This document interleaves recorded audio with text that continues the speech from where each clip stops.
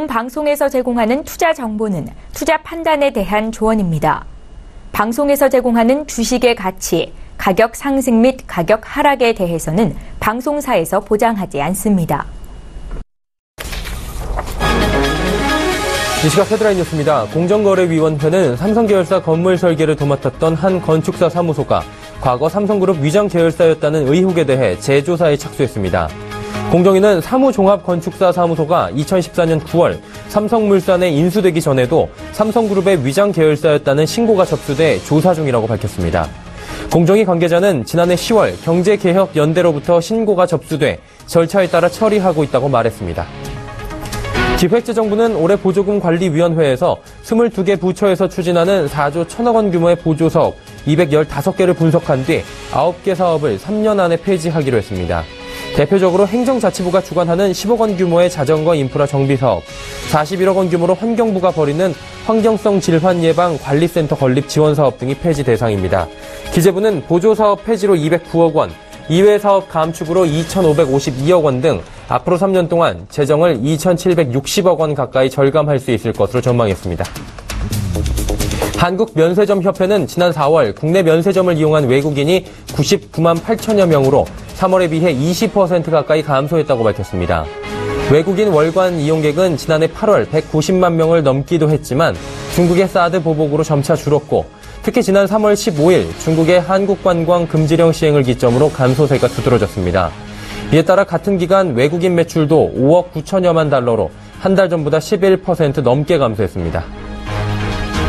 글로벌 정보 분석 기업 닐슨 코리아의 왓츠넥스트 그룹이 실시한 한국인의 소비 생활에 관한 조사에 따르면 한국인은 자신의 수입 대비 평균 67%를 지출하고 있는 것으로 나타났습니다. 한국인은 계획적인 소비를 합리적인 소비로 인식하고 있으나 실제 한 달 예산이나 소비 계획을 세우지 않는다는 응답이 59.9%, 가계부를 쓰지 않는다는 응답이 67.2%, 쇼핑 시 사전에 계획한 것보다 더 많이 구입한다는 응답이 60.3%로 한국인 10명 중 6명은 계획적으로 소비하지 않는 것으로 조사됐습니다. 시청자 여러분 안녕하십니까. 오늘장 내일장 일부 서정덕입니다. 오늘 우리 시장은 2300선에 안착하는 모습을 보여줬고요. 여기에 그치지 않고 전고점을 뚫고 올라가면서 사상 최고치를 새로 갈아치우는 경신하는 모습들을 보여주고 있습니다.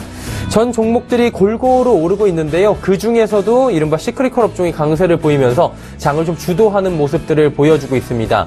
전일에는 포스코를 비롯한 철강 업종들 그리고 화학 업종들이 강한 모습들을 보였는데 오늘은 여기에 조선 업종까지 강세를 보이면서 지수를 이끌어가는 모습입니다. 이 외에도 자동차 업종 그리고 그간 잠시 쉬어가던 금융업종까지 오르고 있는 상황이어서 고점 레벨업이 자연스럽게 되고 있는 상황이다라는 분석인데요. 장이 좋다 보니 고민하실 겁니다. 지금이라도 이 장에 올라타야 할 것인가 아니면 단기 조정이 나올 때를 잠시 기다렸다 갈 것인가. 과연 시장에 대한 판단은 어떤 쪽으로 내려야 할까요? 오늘장 내일장 일부에서 확인해 보시길 바랍니다. 이 시각 코스피 얼만큼 올랐는지 확인해 보도록 하겠습니다. 시황 변동상 확인해 보도록 하시죠. 코스피 지수 2321.70포인트 현재 거래가 되고 있고요. 오늘 사상 장중 최고치 경신했습니다. 2300선 위에서 강하게 오늘 움직여주고 있는 모습인데요. 일중 흐름들 같이 보면서 이야기 나눠보도록 하죠. 일중 흐름 보시면은 장 초반보다 많이 올라온 모습 보실 수가 있을 거고요. 장 초반에 2305포인트부터 장 중반에 2326포인트까지 고점 경신하는 모습까지 확인하실 수가 있고요. 현재도 2300포인트 위에서 안착하는 모습들을 보여주고 있는 거래소 시장입니다. 수급 주체 확인해 보도록 하죠. 오늘 수급 주체 같은 경우에는 기관이 강하게 사들입니다. 3,007억 원 기관이 사고 있는데 그중에서는 금융투자와 연기금이 삽니다. 특히나 연기금 2,535억 원이나 오늘 강하게 베팅합니다. 투시는 75억 원 반대로 팔고 있고요. 금융투자도 729억 원 삽니다. 하지만 외국인이 장 초반에 팔았다 다시 샀다 다시 파는 모습들을 보여주면서 외국인이 오늘 갈팡질팡하는 모습들을 보여주고요. 고점이 다시 뚫리다 보니 개인은 2,666억 원 팔고 그동안 좀 손절 물량들이나 여러 가지 물려있는 물량들이 나오고 있는 모습입니다. 자, 다음 시가총액 상위 종목들 살펴보도록 하죠. 삼성전자도 상승하고요. SK하이닉스만이 1%에 살짝 낙폭이 보입니다. 현대차 강보합권에서 움직이고요. 네이버가 소폭 다시 하락합니다. 다음 살펴보도록 하죠. 현대모비스가 오늘 강합니다. 28만 원대까지 올라와 줬고요. 한국전력, 포스코, 삼성물산, 삼성생명 모두 올라가는데 삼성생명 오늘 2%의 강세를 보여주는 모습입니다. 다음 11위부터 15위도 살펴보죠. 신한지주, KB금융 오늘 금융주들 모두 강하고요. 화학주들도 강합니다. SK텔레콤도 강보합권이고 아모레퍼시픽만이 그간 좀 강하게 올라왔던 차익 실현 물량들 출회가 되면서 2%대에 좀 조정이 나오고 있는 모습입니다. 코스닥으로 가볼까요? 코스닥 같은 경우에도 잘 달립니다. 거래소에 비해서는 좀 약하긴 하지만 645포인트 선에서 공방을 벌이고 있는 상황이고요. 0.3% 지금 상승하고 있는 모습입니다. 일중 흐름들 살펴보죠.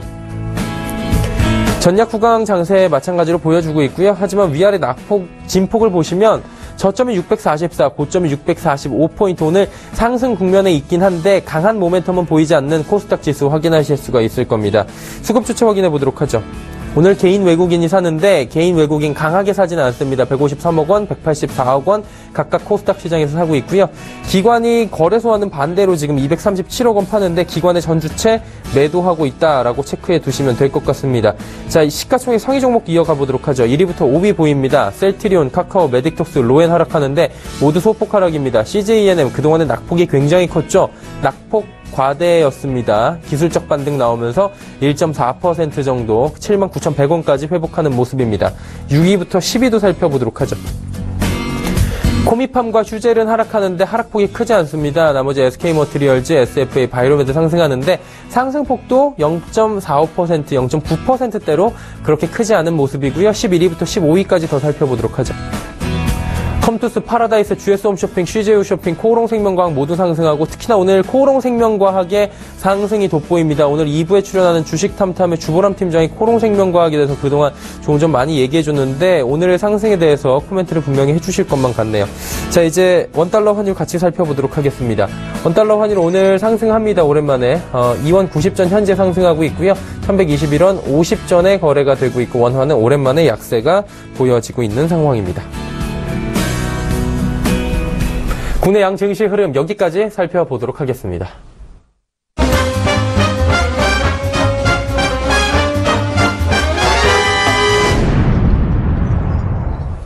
오늘장 이슈 바로 살펴보도록 하겠습니다. KTB투자증권 리서치센터 매크로팀의 최현기 팀장입니다. 팀장님 나와 계시죠? 네, 안녕하세요. 예, 안녕하십니까. 글로벌 증시는 좀 불확실성이 보이고 있는데 국내 증시 같은 경우에 오늘 전고점 뚫고 다시 올라가면서 좋은 흐름들을 보여주고 있습니다. 역시 양호한 상황들을 좀 보여주고 있는 건데 배경을 한번 들어볼까요? 일단 말씀하신 대로 최근에 이제 글로벌 증시가 정치적 불확실성, 좀 조정 장세, 숨고르기 국면을 지속을 하고 있습니다만 기본적으로 증시의 상승을 떠받쳤던 요인들이 결국에는 경기 펀더멘탈 개선에 대한 기대감, 또 기업 실적 호조 이런 것들이 재확인되면서 계속적으로 좀 투자 심리가 개선되는 모습들을 좀 보여주고 있고요. 트럼프 대통령 탄핵과 관련해서 불확실성이 상존하고 있지만 일각에서는 어쨌든 의회의 지금 구성상 어쨌든 공화당이 상하원 다수당을 차지하고 있기 때문에 실질적으로 이러한 어떤 정치 구도상에서는 탄핵이 실질적으로 현실화될 가능성은 좀 낮지 않느냐, 혹은 기본적으로 의회가 공화당이 다수를 차지하고 있기 때문에 결국에는 최악의 상황, 트럼프 대통령이 탄핵된다 하더라도 결국에는 부통령, 지금 이제 마이크 펜스 부통령이 이제 집권하면서 그 정책을 결국에는 친성장 정책을 이끌어갈 수도 있다라는 전망들도 지금 나오고 있거든요. 그래서 기본적으로 불확실성은 있습니다만 지금 당장의 어떤 그 탄핵과 관련된 불확실성이 가시성이 높지 않고요. 오히려 가시성이 높은 이제 펀더멘탈 개선에 이제 시장 참가자들이 좀 집중하고 있는 모습이라고 보시면 될 것 같고요. 어제 유가가 이제 다시 또 어쨌든 배럴당 $50 선 이상에 올라와 있는 상황이고 5월 오펙 총회에서 지금 감산 기한의 연장뿐만 아니라 이제 감산 규모 확대에 대한 얘기들도 나오고 있기 때문에 지금 계절적인 어떤 수요 성수기와 맞물려서 이러한 어떤 이벤트가 시장이 예상하는 것대로 이루어진다면 좀 유가가 위로 올라갈 수 있는 여지가 있고요. 이런 것들이 결국에는 뭐 경기 회복에 대한 기대감을 또 이끄는 요인으로 작용할 거기 때문에 그런 쪽에서 봤을 때 지금 계속 시장은 좀 당분간 조금 더 갈 수 있는 그런 분위기이지 않나라고 보고 있고요. 지금 국내 증시도 수급 주체가 좀 바뀌었죠. 외국인보다는 기관, 연기금의 매수세가 강화가 되면서 지금 지수가 고점을 높여나가고 있는데 당분간 하방 리스크보다는 여전히 좀 상방 쪽에 무게를 두는 요인들이 많기 때문에 속도의 뭐 문제일 뿐 뭐 방향 자체는 좀 위쪽으로 가는 것이 맞지 않나라고 보고 있습니다. 일단은 방향은 우상향으로 열려있긴 한데 속도에 조금 이제 차이가 있을 수 있다. 일단은 시장은 긍정적이다라고 체크를 해주셨는데요. 원달러 환율도 짚고 넘어가야 될 것 같습니다. 오늘은 오랜만에 원달러 환율이 올라가면서 320원대 회복을 하긴 했는데 그간 원달러 환율이 좀 급락하는 모습들을 보여지지 않았습니까? 배경이나 전망을 좀 분석을 해주신다면 어떻게 보십니까? 기본적으로 지금 달러화 자체가 지금 내부적인 요인으로 좀 약세로 갔죠. 물론 프랑스 대선 이후에 유로존 정치적 불확실성이 완화가 됐고 또 ECB에서의 테이퍼링과 관련된 논의가 있을 것이다라는 쪽의 예상 자체가 달러화 대비 유로화의 강세 압력을 높였다라고 보시면 될 것 같고요. 또 달러화 미국 내부적으로 모두에도 말씀드린 바가 있듯이 이제 트럼프 정책, 신성장 정책이 지연될 것이다라는 우려. 그러면서 또 6월 달에 FOMC 회의에서의 금리 인상 가능성 좀 이전보다 낮아진 점 이런 것들이 달러화 약세 요인으로 작용하고 있죠. 어제 기준으로 인덱스 기준으로 97선이 깨졌거든요. 그래서 이런 부분들 때문에 이제 원화가 계속적으로 상대적으로 강세를 보여왔었는데 1,120원대를 하회하는 구간에서는 좀 레벨 부담이 어느 정도 작용하고 있는 것 같고요. 또 오늘 같은 경우도 증시는 올라가고 있습니다만 외국인이 사는 구간이 아니고 연기금의 매수세가 올라가고 있는 상황이기 때문에 지금 원달러 환율이 다시 이제 1,120원대로 회복된 것으로 보고 있습니다. 1,100원 이탈 가능성은 좀 여전히 낮지 않나라고 보고 있고요. 지금 6월 FOMC 회의에서의 금리 인상 가능성은 좀 점진적으로 올라갈 거라고 보고 있고 또 이제 5월 FOMC 회의 의사록이 공개가 되면 기본적으로 좀 6월달 회의에서의 금리 인상 가능성을 좀 반신반의했던 어떤 시장의 센티멘트가 좀 6월 금리 인상 쪽으로 좀 무게가 실리지 않을까라고 보고 있습니다. 그러면 달러화의 추가 하락 가능성은 낮다라고 보고 있고 그렇다고 본다면 원달러 환율은 좀 지금이 좀 어느 정도 좀 바닥을 다져나가는 과정이지 않을까라고 생각을 하고 있고요. 점진적으로 좀 위쪽으로 올라가는 가능성이 좀 있지 않나라고 보고 있습니다. 네, 그렇다면 이런 장에서 저희가 또 대응을 해봐야 될 텐데 어떤 식으로 전략을 좀 꾸려나가면 좋을지 설명 부탁드립니다. 1분기 때만큼 이제 경기 민감 업종이라고 해서 뭐 IT를 비롯한 시크릿컬 업종이 모두 강한 장세는 아니고요. 오늘 같은 경우는 이제 조선 업종의 상승세가 좀 두드러지고 있는 상황인데요. 네.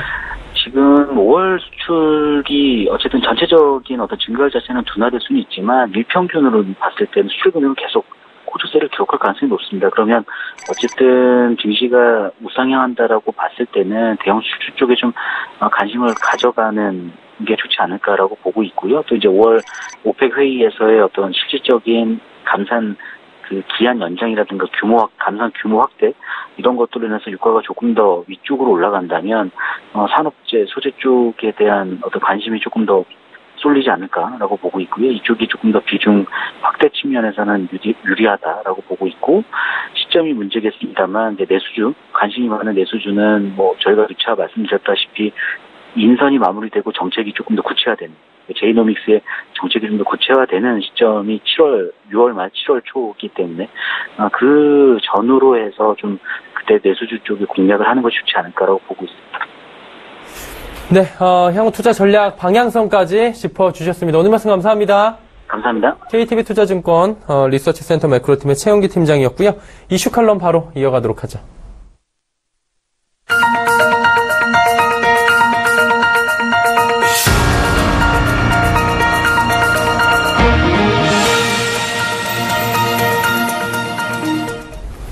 마켓 리더와 함께하는 시간 이슈 칼럼 시간입니다. 오늘은 키움증권 투자전략팀의 홍춘욱 박사와 함께합니다. 박사님 안녕하세요. 네, 안녕하십니까. 오늘 코스피 지수가 잘 가는 것 같아요. 사상 최고치 경신했고 2300선에도 안착하는 모습을 보여주면서 강세인데 궁금한 건 이제 5월도 다 갔잖아요, 박사님. 하반기에도 이러한 좋은 흐름들이 쭉 갈지가 많은 시장 참가자들이 궁금한 점일 텐데 어떻게 보세요? 네, 긍정적인 부분이 많다 이렇게 네. 볼 수 있겠고요. 다만 이제 저희들이 좀 염두에 두셔야 된다라고 말씀드리고 싶은 것은 그간 이제 우리나라 주식시장의 이 상승 또는 하강 흐름을 결정짓는 가장 중요한 변수는 결국 수출이었습니다. 역사적으로 볼 때 우리나라 수출 여건들이 개선될 때는 이 또 주식시장이 좋았고 반대로 수출 여건의 개선이 지연되거나 수출에 걸림돌들이 부각되는 시기에는 주가가 하락했다라는 걸 생각해 보면 최근에 우리나라의 이 수출의 호조세는 주식시장의 강세를 이끌어갈 수 있는 중요한 운동력이다 이렇게 말씀을 드릴 수가 있겠고요. 문제가 되는 것은 이런 그 수출의 강력한 호조세, 특히 5월달, 6월달까지 이런 수출의 증가세들이 계속 이어지고 하반기에도 꾸준히 갈 수 있느냐, 이거에 대한 판단이 하반기 시장 전망에 대한 어떤 결정적인 그런 포인트라고 할 수 있겠고요. 저희들은 일단 우리나라 시장의 어떤 수출 증가세들이 좀 더 이어질 수 있는, 적어도 하반기까지는 수출의 증가세들이 꾸준히 나타날 수 있는 그런 잠재력을 보유하고 있는 그런 시장이 아닐까 그렇게 기대를 하고 있습니다. 하반기를 좀 긍정적으로 역시나 보고 계신 것 같은데 하반기 수출 한번 짚어보도록 하겠습니다. 지금 수출 잘 달리고 있는 것 같은데 현재와 같은 좀 강한 수출의 동력이 좀 있을지 이런 점들이 궁금한데 어때요? 상승세 지속이 될 것 같으십니까? 4월처럼 강력한 증가세는 힘들다고 보고요. 4월에 24%나 증가를 했잖아요. 그렇게 강력한 증가세는 좀 더 이어가기는 좀 만만치 않습니다. 다만 하반기에도 강세 기조 자체, 즉 저희 생각에는 10%대의 수출 증가세는 이어지지 않겠는가 이렇게 생각을 합니다. 왜 그렇게 생각하느냐? 저희들이 이제 그 가장 중요하게 우리나라 수출에 대해서 선행성을 가지고 있는 변수로 중시하는 변수가 바로 미국의 매출액 대비 재고 비율이 되겠습니다. 그래서 이제 어떤 기업의 매출액이 1억 달러라고 할 때, 우리 돈 1,000억 원 정도 되겠네요. 1억 달러라고 할 때 이게 이제 평균적으로 역사적 평균을 보면 1.2억 달러 정도의 재고를 들고 가는 그런 비즈니스를 이어갑니다. 근데 재고를 이렇게 기업들이 많이 가져가는 이유는 원자재, 중간재, 또 더 나가서 최종 제품까지 재고가 충분하지 못하면 기업들이 예상 못한 어떤 주문의 증가라든가 또 더 나가서 생산 라인의 공정 차질 이런 부분들을 대응하기 힘들기 때문에 재고를 충분히 가져가려고 애를 씁니다. 그렇지만 재고가 너무 적정 수준보다 크게 높아진다 싶을 때는 이게 주문을 줄이는, 다시 말해서 부품 조달이라든가 원자재라든가 이런 것들을 다 줄여나가는 방향으로 대응을 하는 거죠. 그래서 지난 2014, 15, 16년처럼 미국의 매출 대비 재고 비율이 막 걷잡을 수 없이 상승하는 구간에는 한국처럼 글로벌 이 서플라이 체인, 그 공급 사슬망에서 이 중간재라든가 부품이라든가 저가 제품을 공급해주고 있는 이런 기업들 입장에서 수출이 부진할 수밖에 없는 그런 현실입니다. 다행히 2016년 초 또 여름부터 이렇게 미국의 매출 대비 재고 비율이 꾸준히 떨어지기 시작한 것은 우리나라 수출의 대형 호재다 이렇게 봐야 되겠죠. 다만 올해 접어들어서 특히 2월, 3월 이후 데이터들이 급감하던 하락세가 좀 진정되는, 그러니까 재고의 감소세가 좀 진정되는 그런 흐름을 보여주고 있다는 것입니다. 그렇기 때문에 현재 우리 수출이 잘 나가는 것은 앞으로 계속 되느냐 이렇게 물으시면 예라고 대답할 수 있는데, 지난 4월, 3월에 기록했던 것처럼 막 20%씩 막 이렇게 팍팍 급격한 수출의 증가가 나타나는 것은 일단 작년 연초에 있었던 수출 부진에 따른 이런 베이스 효과 또는 기저 효과가 좀 소멸됐고, 두 번째 미국의 재고 부담 문제가 완전히 해결된 것은 아니기 때문에 수출 증가세는 하반기도 꾸준히 이어지지만 탄력 자체가 지난달 4월달처럼 24%, 25%씩 급등하는 그런 흐름을 가져가기는 어려운, 즉 모멘텀 측면에서 본다면 일단 상반기가 좀 피크를 쳤고 하반기에는 좀 꾸준한 어떤 증가 흐름을 기억하지 않을까 저희들은 그렇게 예상을 하고 있습니다. 결론적으로 보면 드라마틱하진 않지만 하반기에도 수출은 호조세를 이어갈 것이다 라고 진단을 해주셨는데, 궁금한 점은 재고가 쌓이면 사실 기업들 같은 게 부담이 좀 될 것 같은데 재고가 조금 남아있고 쌓이고 있는데 수출이 어쨌든 간에 드라마틱하진 않지만 좋다라고 말씀해 주시는 측면이 있을 것 같은데 그 부분 한번 짚어주시겠습니까? 네, 제 생각에도 그 미국의 재고가 네. 그렇게 크게 급격히 줄어들어 있지 않다라는 걸 가정을 해보면 이게 우리나라 수출이 좀 오히려 또 부진할 수도 있지 않냐 이렇게 걱정하실 수 있는데 그런 측면에서는 또 이게 전 세계 원자재 가격의 어떤 회복 흐름 자체를 또 무시할 수는 없다라고 생각합니다. 최근 들어서서 그 중국의 철강 제품 가격 반등 뭐 이런 것들이 최근 시장 반등에 최근에 또 2,300선을 넘어 사상 최고치로 가는데 도움을 줬던 것처럼 이 우리나라의 그 수출 제품 가격과 그리고 글로벌 원자재 가격의 이 흐름들을 살펴보면 이게 상당히 연동성이 크다는 걸 발견할 수가 있어요. 즉 우리나라가 수출 제품 단가가 이 원자재 가격이 상승되는 시기에 그럴 때 좀 인상적인 어떤 랠리를 펼치는 그런 흐름을 보여줍니다. 즉 우리나라의 수출 제품 단가는 꾸준히 가격을 인상하며 우상향하는 흐름을 가지고 있는 건 분명한 사실이지만 이 글로벌 금융시장에 어떤 충격이 있을 때 뭐 2002년이라든가 또는 2008년, 9년처럼 이 급박하게 원자재 가격이 급락하는 그런 구간에는 우리나라 수출 제품 가격도 좀 조정을 받는 그런 건 불가피했다.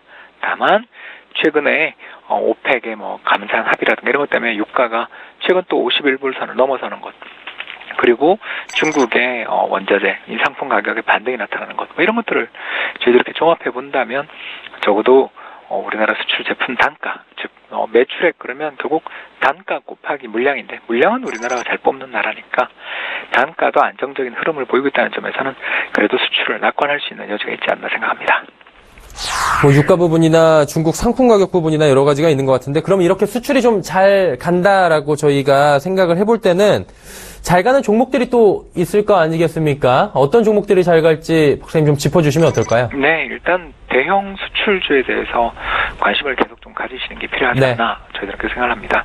우리나라 그 대형주들의 이 매출액 구성을 이렇게 살펴보면 한 65% 정도가 수출주예요. 다시 말해서 우리나라 시가총액 1위부터 100위까지 차지하는 기업들의 대부분이 수출 기업이라는 거고요. 이 반대로 이제 그 101위부터 밑에 있는 상대적으로 좀 시가총액 규모가 작은 기업들은 내수주의 비중이 월등히 많습니다. 그러다 보니까 지난해부터 시작된 수출의 회복 국면에 우리나라 이 대형주들이 강세를 보이는 게 어쩌면 뭐 당연한 일이라고 볼 수 있는 것이고요. 하반기에도 우리나라의 수출이 꾸준히 회복 흐름들을 이어간다라고 우리가 가정을 하게 된다면 저희 생각에는 일단 수출주가 더 시장을 좀 주도할 수 있다. 다만 이제 내수주가 되기 위해서는 이런 우리나라의 수출 기업들의 어떤 호조세가 임금의 상승이라든가 또 이 뭐 이제 좀 낙수 효과 이런 걸 타고서 내수 경기 부양으로 이어지는 그런 흐름들이 나타난다면 내수주도 충분히 가능성이 있다고 보여집니다만 현 시점에서 볼 때 일단 수출 관련 대형주가 좀 마음 편한 선택이 아니겠는가 생각하고 있습니다. 그렇다면 저희가 항상 주목하고 있는 가치주 있지 않습니까? 가치주의 흐름도 같이 동반해서 갈 수 있을지 이 부분도 궁금한데 어떠세요? 예, 우리나라 수출주에서 상당수가 PBR, 즉 주당 순자산 가치 대비해서 주가가 싼 편에 속하는 가치주들이죠. 그러다 보니까 우리나라 시장이 그동안 좀 잘 가는 그런 흐름들을 보인 건 사실입니다. 그리고 또 저퍼주, PBR주들이 갔는데요. 근데 이제 문제는 최근 들어서서 글로벌 금융시장의 가장 중요한 변수 중에 하나인 미국 채권금리가 특히 시장 10년 만기 국고금리 같은 게 이렇게 급등세가 좀 진정되면서 좀 최근에 다시 좀 조정을 받는 금리의 상승 탄력들이 둔화되는 흐름을 보여주고 있고요. 이런 식으로 또 과거에 미국 금리가 뭐 2% 초반 정도에 머물러 있었을 때는 성장주들도 이 가치주에 비해서 이렇게 지속적인 부진 흐름을 보이진 않았던 걸 발견할 수가 있었어요. 이런 걸 생각해 보면 일단 그간 가치주의 독주 장세가 펼쳐졌었다. 그건 사실이고 이 가치주의 독주 장세가 펼쳐진 가장 큰 이유는 수출 회복 그리고 미국의 금리 인상 같은 이런 요인이었는데 최근 미국 금리 인상에도 불구하고 미국 시장 금리가 그렇게 급등 안 하는 걸 보면 이 그간 부진했던 성장주들도 좀 이제 시장에서 뭔가 힘을 쓸 수 있는 그런 구간이 아닌가 저희들은 그렇게 보고 있고요. 이런 측면에서 볼 때 일방적인 어떤 가치주의 우위 구간들은 이제 좀 진정되고 성장주 중에서도 좀 적정한 가격에 그러니까 시장 대비 PER 주가 수익 비율이 너무 비싸지 않은 그러나 이익 개선이 가시화되는 그런 어떤 적정한 가치에서 거래되고 있는 성장주 저희들이 흔히 이걸 GARP 그러니까 이제 적정한 가격에서 거래되는 성장주라고 표현을 하는데요. 이런 기업들에 대해서 한번 관심을 가져보시면 좋지 않을까 생각됩니다. 가치주도 잘 갈 수 있지만 성장주 중에서도 이익 개선 모멘텀이 충분한 종목들이 갈 만한 장이 올 것이다라고 짚어주셨네요. 기움증권 투자전략팀의 홍춘욱 박사였습니다. 오늘 말씀 감사합니다, 박사님. 네, 감사합니다.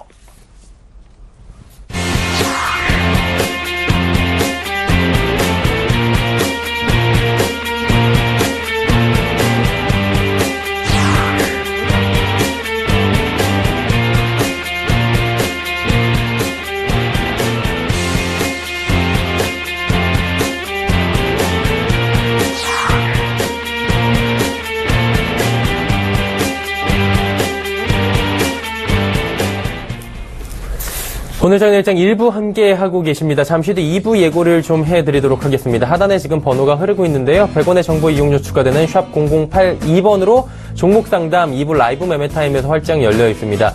여러분의 종목 상담뿐만이 아니라 많은 종목들을 쉽고 빠르고 정확하게 짚어드리는 시간인데요. 함께해 주시는 두 분의 전문가들이 이런 일을 해주실 겁니다. 주식탐탐의 주보람 팀장 그리고 동부증권 버머지점의 김치균 대리와 함께 많은 종목 이야기 그리고 종목 상담까지 2부에서 이어가 보도록 하겠습니다. 잠시 뒤 2부에서 뵙겠습니다. 고맙습니다.